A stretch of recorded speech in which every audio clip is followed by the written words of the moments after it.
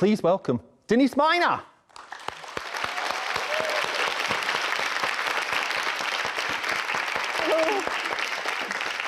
I love that you've come dressed as a crime scene. Of course. Just going to draw the chalk circle around you. Now, will you read us a wee bit of Rizzio before we get I'd love chat to. about it? Go for it. Late Saturday afternoon, 9th of March, 1566, indoor tennis court, Palace of Holyrood, Edinburgh. Lord Ruthven wanted him killed during this tennis match, but Lord Darnley said no. Darnley wants it done tonight. He wants his wife to witness the murder because David Rizzio is her closest friend, her personal secretary, and Mary's very pregnant. So Darnley hopes that if she sees him being horribly brutalised, she might miscarry and die in the process. Oh, he's a creepy monkey. So that's historical fiction, but it sounds like true crime. Yeah. There's no these, thous, privies, or any of the rest of it. I mean, it's very present day. Was that a choice you made right at the start? Right at the very beginning. The idea was to take a historical moment and write it as a true crime story, but write it as a true crime story with a very narrow focus. So I thought, if you write this just as the action, as a weekend, because it was basically 2.5 days in Edinburgh in 1566, it's an amazing story. Yeah. But quite often when I'm reading historical fiction, unless it's amazing, unless it's someone like Hilary Mantel, Yeah.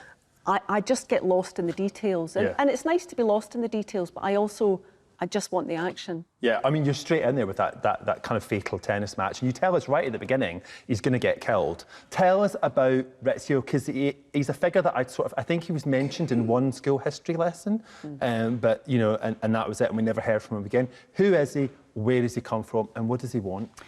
Rizzio is an amazing character, and he speaks to an incredible time in Scottish history when Mary Queen of Scots took the throne.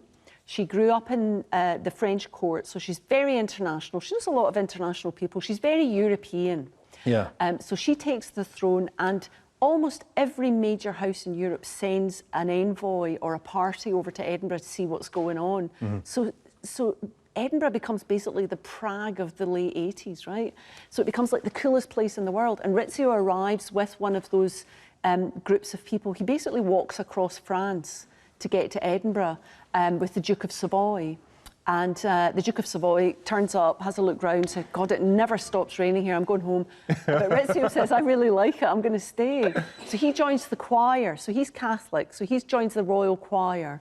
And he was known as Davy le Chanteuse, which meant that he was a great singer, even amongst the choir. Right. So he catches the Queen's eye. And that was how you got social status in those days. But right. And he's multilingual, he speaks lots of different languages. So he starts doing translations for her, and gradually they become really good pals, and he's advising her. But and that causes a huge amount of resentment in the court. Tell us what's happening in the city of Edinburgh at that time. Why is everybody even nosier and more excited than usual? Right, so there's the Scottish Parliament have met, and they're just about to divest a whole lot of aristos of all their lands and their titles. They're just about to have them all taken off them when the Parliament meets on the Monday. So Edinburgh is as full as it is during the festival, which if you're ever in Edinburgh during the festival, it's suffocating.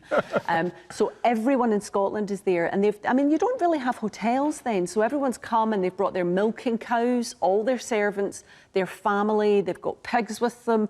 I mean, it's absolute chaos. So Edinburgh's chocker, and the Queen thinks that once they divest all these nobles who have been standing up to her or defying her, then her position will be set. And she is 6 months pregnant. And she's 24 years old. 24 years old. They're all really young, and they're all drunk all the time.